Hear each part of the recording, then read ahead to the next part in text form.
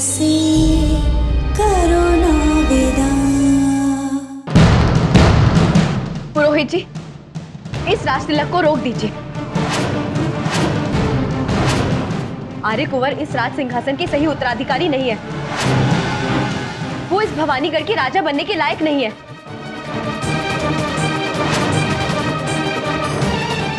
ये क्या कह रही है रेवा राजकुमारी? बोल रही है राजकुमारी जी?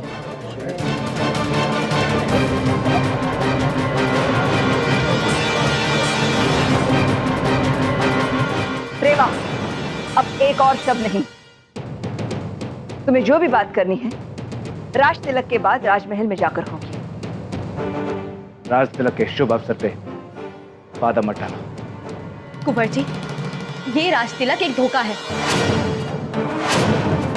आपसे आपका हक छीना जा रहा है। शास्त्रों में कहा गया है कि भगवान के बाद राजा का स्थान होता है, लेकिन यही स्थान अगर एक धोखेबाज और एक झूठे इंसान को मिले तो ये आपके साथ ही नहीं बल्कि भवानीगढ़ के हर इंसान के साथ अन्याय होगा। बहुत सह लिया हमने, बहुत चुप रह लिए हम, लेकिन अब इस राज परिवार की मर्यादा के साथ हम किसी को खिलवाड़ करने नहीं देंगे। ये औरत जो इतने सालों तक आप सबकी रानी मां बनने का ढोंग करती रही, असल में इस राज परिवार की कभी थी ही नहीं।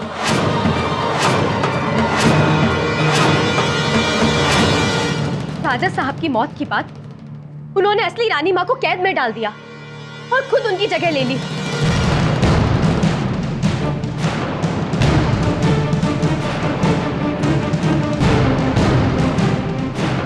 ये असली रानी माँ नहीं तो फिर कौन है असली रानी माँ? इतने दिनों तक छुपे रही, ये असली रानी माँ नहीं है। ये असली रानी माँ नहीं तो फिर कौन है असली रानी माँ? असली रानी मां हमारे साथ है।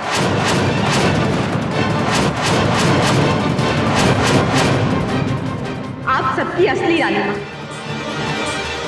यश कुंवर की असली मां।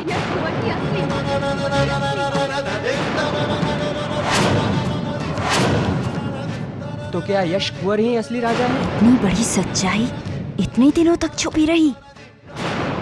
ये औरत भी झूठी है और इनके बेटे का इस गद्दी का उत्तराधिकारी होने का दावा भी झूठा है। भवानीगढ़ के असली उत्तराधिकारी यश कुंवर है। बस रेवा,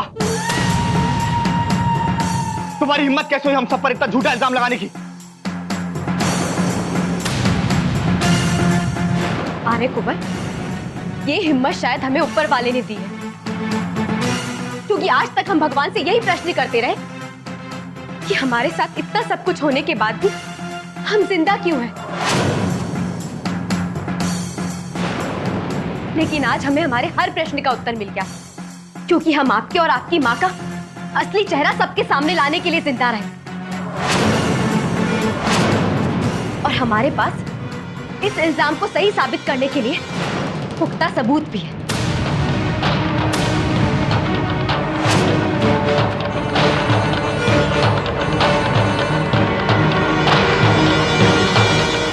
ये देखिए कुंवर जी,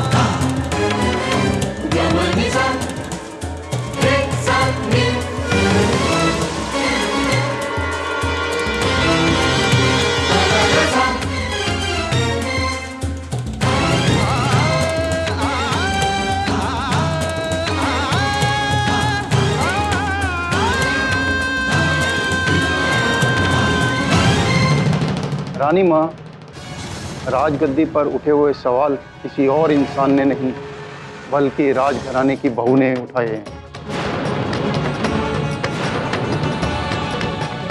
इन परिस्थितियों में यह राजतिलक संपन्न नहीं किया जा सकता। राजघराने को यह साफ करना होगा कि इसका असली उत्तराधिकारी कौन है, यश कुंवर या आर्य कुंवर।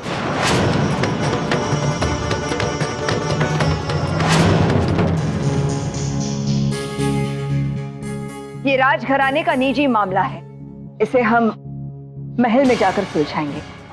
लेकिन फिलहाल राज तिलक की कार्यवाही स्थगित की जाए।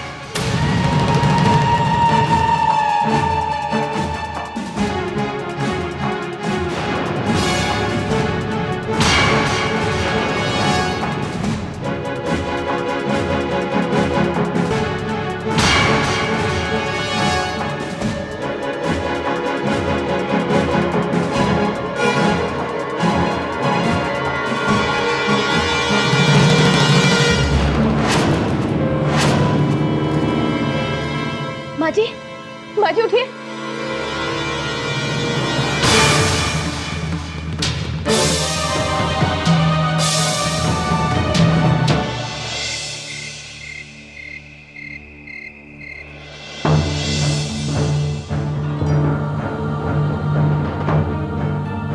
माँ जी का ठीक होना ना सिर्फ एक बेटे को उसकी माँ से मिलने के लिए जरूरी है, बल्कि इस राजमहल और राजघराने को भी तभी न्याय मिलेगा।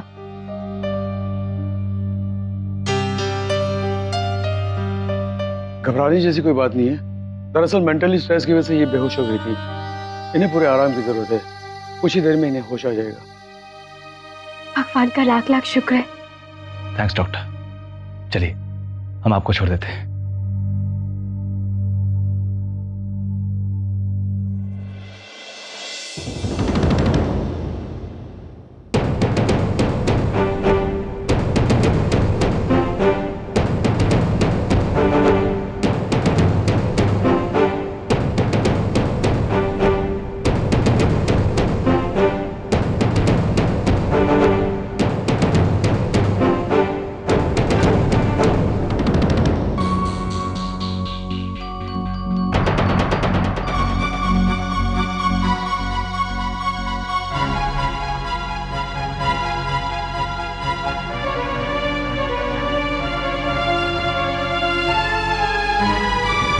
मां नहीं,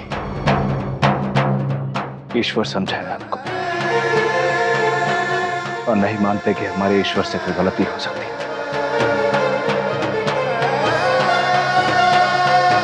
तो क्यों किया आपने ऐसा?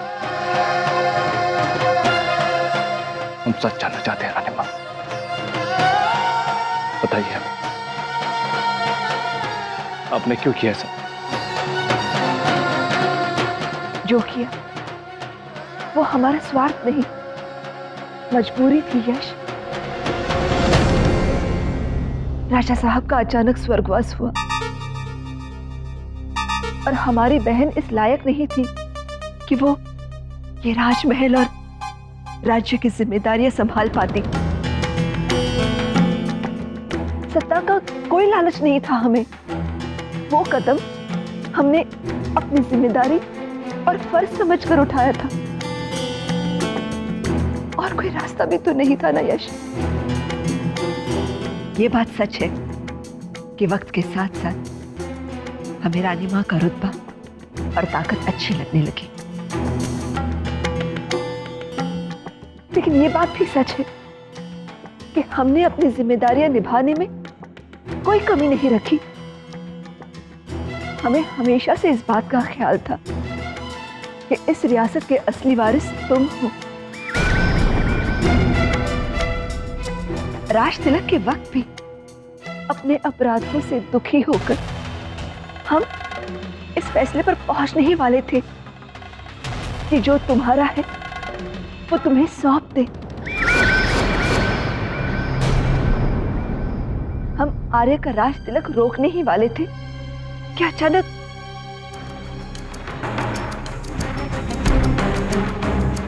बेटा अपने दिल से पूछो, क्या कभी हमने इस बात का एहसास होने दिया है कि हम आर्य को ज्यादा चाहते हैं? हमारा प्यार झूठा है। मानते हैं कि हमसे गलती हुई है और हम इस गलती को सुधारना भी चाहते हैं। हम तुम्हारी अमानत तुम्हें लौटाना चाहते हैं। हम तुम्हें राजा बनाना चाहते हैं।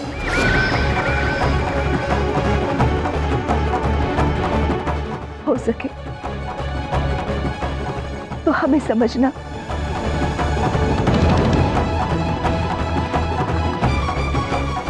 और अपनी मां को माफ कर देना।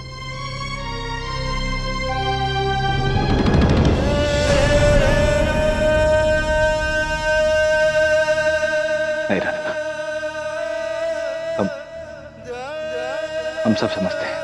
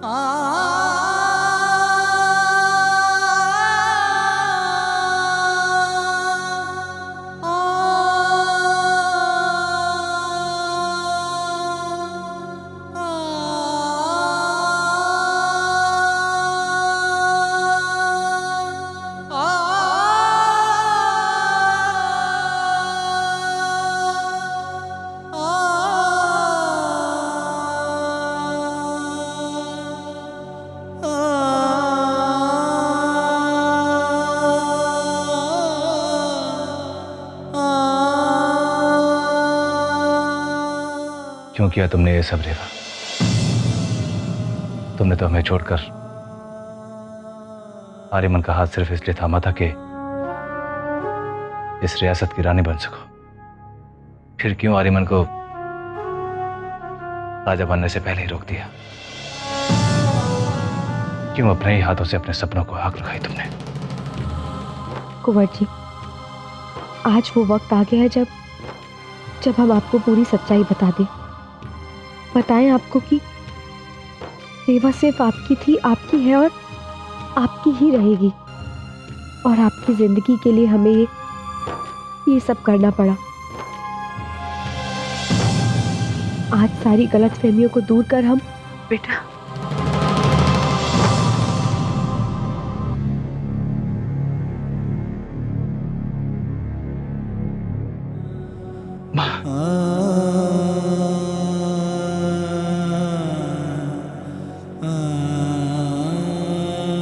अब घबराइए मत, हम है ना, सब संभाल लेंगे।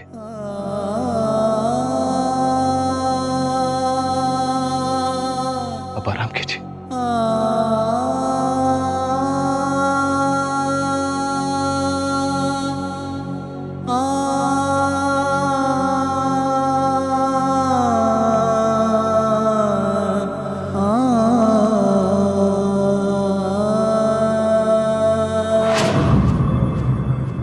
पागल हो गई आप? अब यश को राजा बनाने के बारे में सोच भी कैसे सकती है? पाप प्रायश्चित, सब बकवास है सब कुछ। तुम्हारे इतने सालों की मेहनत, इस रियासत का राजा कहलाने का सपना हमेशा हमेशा के लिए छोड़ दिया आपने। बस आर्या,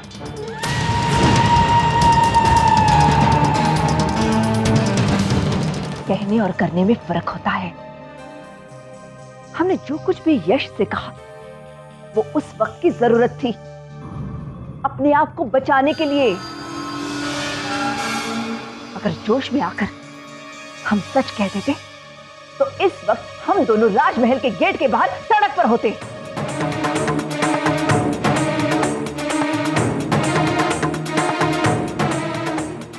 मां हो तुम्हारी, और एक मां के लिए अपने बच्चे के सपने से बड़ा और कुछ नहीं। जब से तुम हमारी कोख में थे, हमने तुम्हारे सर पर राज मुकुट देखा है। चिंता मत करो बेटा, ये राज मुकुट तुम्हारे सर पर आकर ही रहेगा। लेकिन वो यश, राज तिलक के वक्त एक तरफ तुम्हारी आरती का दिया जलेगा, तो दूसरी तरफ उसकी चिता, उसकी चिता, उसकी चिता। मौत तो आज हम इसे देकर रहेंगे। सारा इंतजाम हो गया है।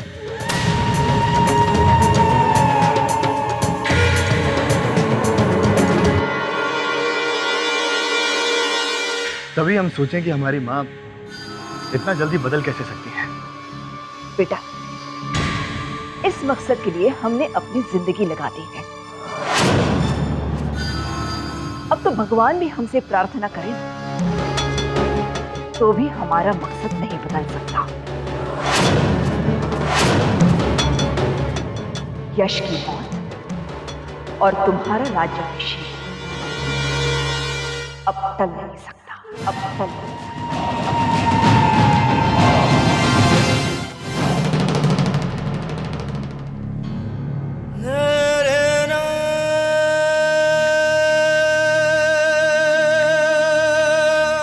यश,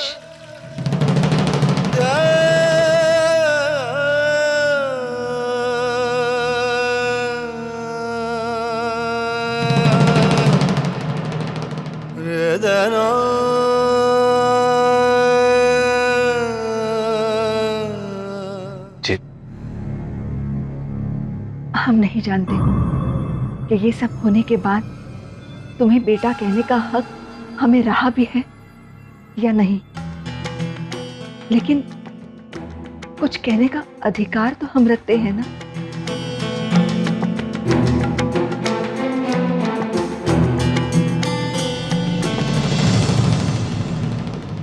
रानी माँ, चाहे जो कुछ भी हो, लेकिन सच्चाई यही है कि हमने हमेशा आपको अपनी माँ माना है और कहा भी है, और बदले में आपने भी हमें अपना बेटा कहा है। ये रिश्ता कभी नहीं बदलेगा। कोई भी झूठ, कोई भी सच इस सच्चाई से बड़ा नहीं हो सकता। कहिए, क्या काम है?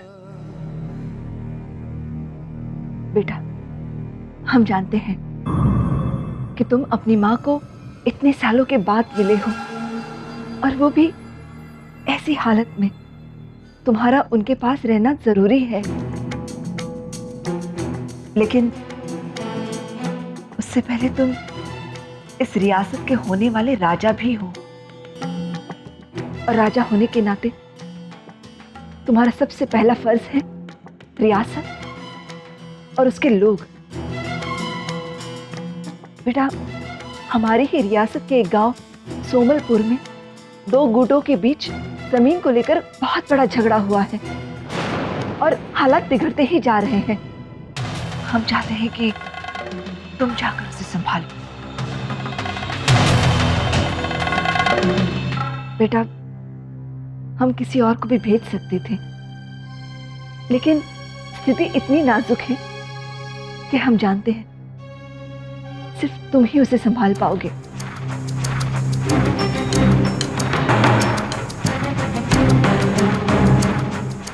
ठीक है बेटा, अगर तुम नहीं जाना चाहते तो ना सही, हम नंदुर जी से कहते हैं। रानी माँ,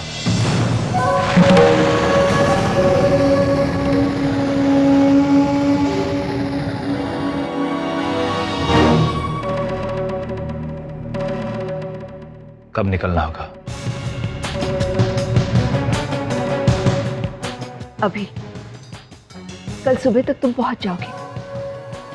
ठीक है, हम अभी तैयार हो के आते हैं।